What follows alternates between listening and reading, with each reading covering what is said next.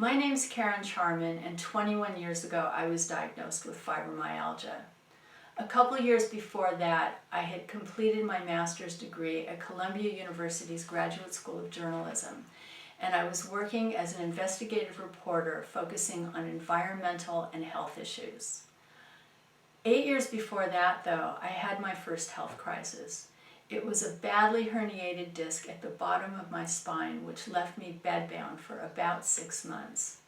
Instead of opting for surgery, though, I decided to try an epidural injection straight into my spine, which did work to reduce the swelling enough so that the disc could mostly reabsorb. And I spent the next 6 months unplugging from the world and focusing on healing. While it did help my disc a lot, my back muscles became so deconditioned that I developed a chronic pain problem. And it took me several years to sort that out, to find the medical help that I needed. I was really young at the time and very, very determined not to be partially disabled for the rest of my life. I mention this because it actually figures pretty large in the fibromyalgia diagnosis years later. I was successful in finding the help that I needed, and by the time I went to Columbia, I was completely pain-free and had no symptoms with my back whatsoever. But a year after graduating, I took a job as a commodities reporter monitoring markets on Wall Street, and that job involved sitting 8.5 to 9.5 hours a day. In a few months, I developed symptoms in my back, and by the end of 9 months, I had pain radiating all the way down to my ankle. I called my doctor, who was in Los Angeles, told him what was happening, and he said to get out of that job immediately. So I left. I had to leave. At that point, I started freelancing at home. And a few months after that, my husband and I moved into an apartment up in Upper Manhattan that had been completely renovated. The walls were freshly painted, there was new oil-based varnish on the floors.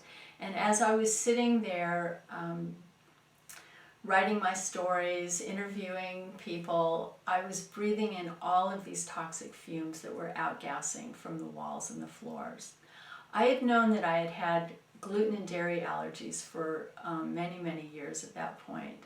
And if I ate those things, I would get eczema. If I didn't eat those things, I could avoid the eczema. But after moving into this apartment, all of a sudden I started reacting to all foods. I also became chemically sensitive. I had problems breathing. I developed a lot of brain fog, and I had constant cold sore outbreaks around my mouth. It was really, really awful. I had met some chemically sensitive people at a pesticides conference a couple of years earlier.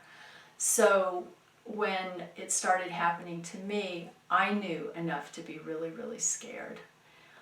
I initially, because of my experience dealing with my back, I knew that I would have to be very, very selective about the medical care that I sought.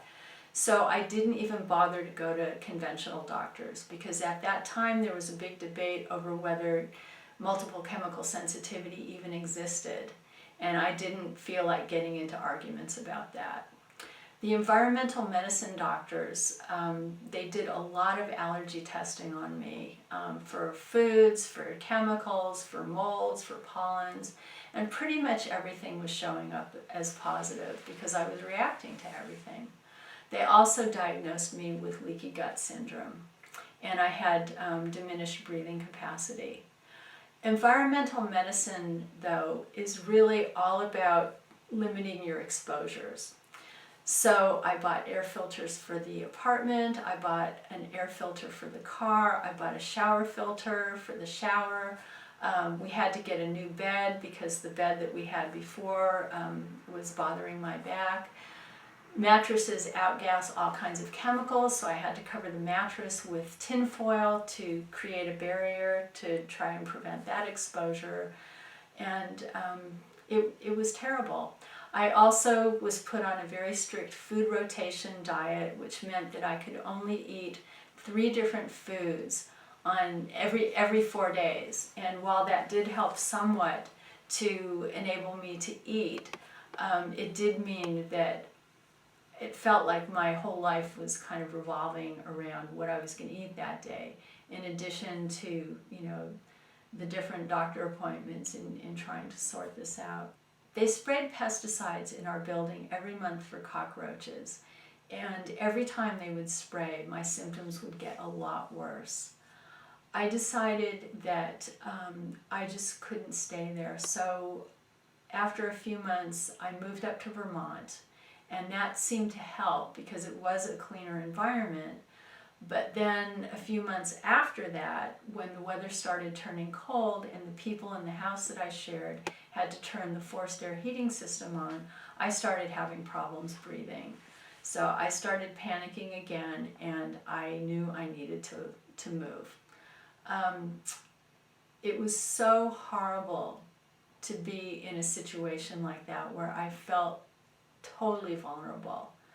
And I felt like I was a refugee trying to escape the modern world, just to find a place where I could be safe from the different environmental exposures. I did move to another place. It was okay, but I was really isolated. I felt really miserable, and I really, really missed my husband. So in the springtime, I decided that I would go back to Manhattan, and by that time, I was actually strong enough to somewhat tolerate it there, certainly stronger than when I had left. Meanwhile, I had met a young woman at an environmental medicine doctor's office in Syracuse, New York, and she was a lot sicker than I was. And we struck up a friendship and kept in touch over the months. After I had moved back to Manhattan, I had a conversation with her one day, and she was telling me that all of a sudden she was able to go out dancing. She was eating all these foods that she wasn't able to eat. So I asked, you know, what are you doing? She told me that she was getting NAET treatments from an acupuncturist in Ithaca where she lived. NAET, it's an energy healing modality. It stands for non-Buddhapad allergy elimination technique. And it basically desensitizes you to whatever it is you're being treated for. So I took note of that, and continued staying in the city. But then a few months later learned that they were going to be painting the inside of our apartment building that summer. And I knew that there was no way that I was going to be able to stay there for that. So I decided to go up to Ithaca for the summer and treat with the same acupuncturist who was treating her. Very early on in the treatments, I got treated for soy. And because I had had leaky gut syndrome, when you have leaky gut, what that means is that the intestinal tract becomes so inflamed that it develops microscopic holes.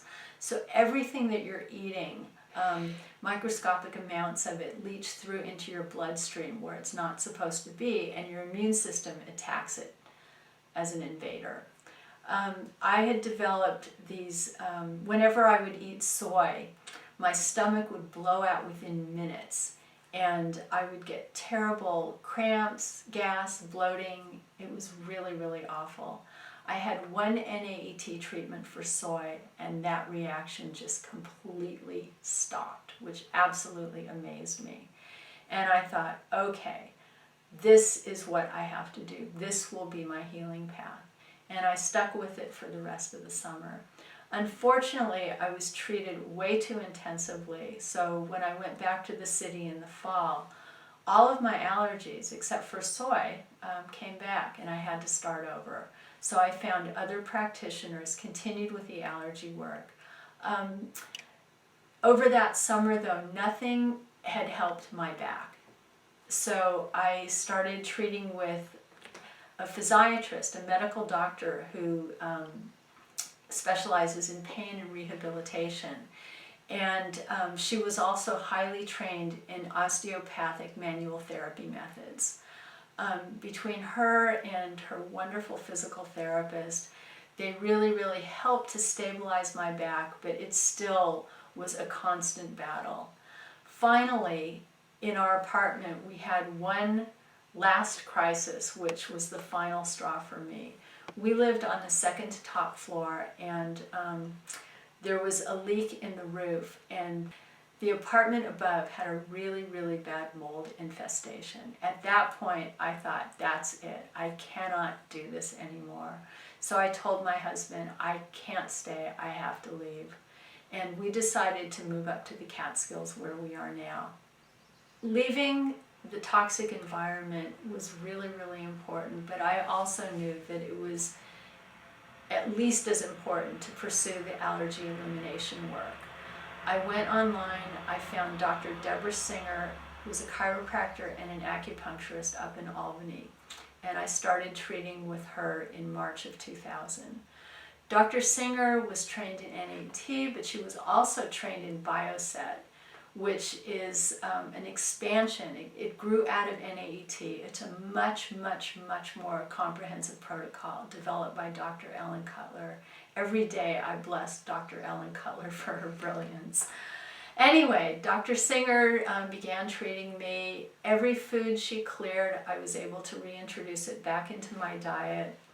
Over time, all of my symptoms resolved. I remember the specific treatment where we resolved the fibromyalgia, which was such a thrilling thing for me because one of the things that it was preventing me from doing was exercising. And I really like to exercise, and I know that exercise is really important for your health, so that was a very big deal. All of the cold sore outbreaks around my mouth, those all resolved. My breathing normalized, the eczema went, and just gradually over time I got stronger and stronger and completely regained my health. I was so amazed by this journey and by the power of this work that I kept saying to Dr. Singer, I really, really have to learn how to do this work. So in 2010, she started privately training me in BioSET. We attended several BioSET seminars together, and I also subsequently became certified in the emotion code. I'm currently completing my certification in the body code, and also last year I became certified in clinical EFT, emotional freedom techniques, or tapping, under Dawson Church.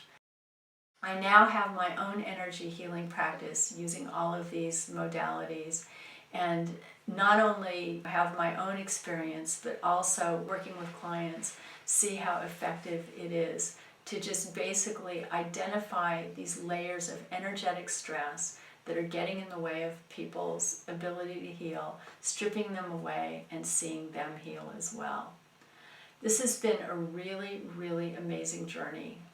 It's been really long, really difficult at times, but I'm very, very grateful for what it's taught me. One thing that it's taught me was that each one of us, our subconscious is like a computer, and it knows everything about us.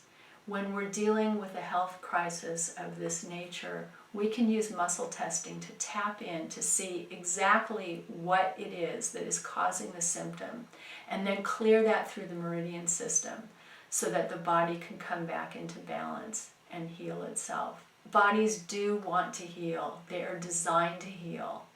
And by stripping away these layers of energetic dysfunction, that's exactly what happens. That's what works.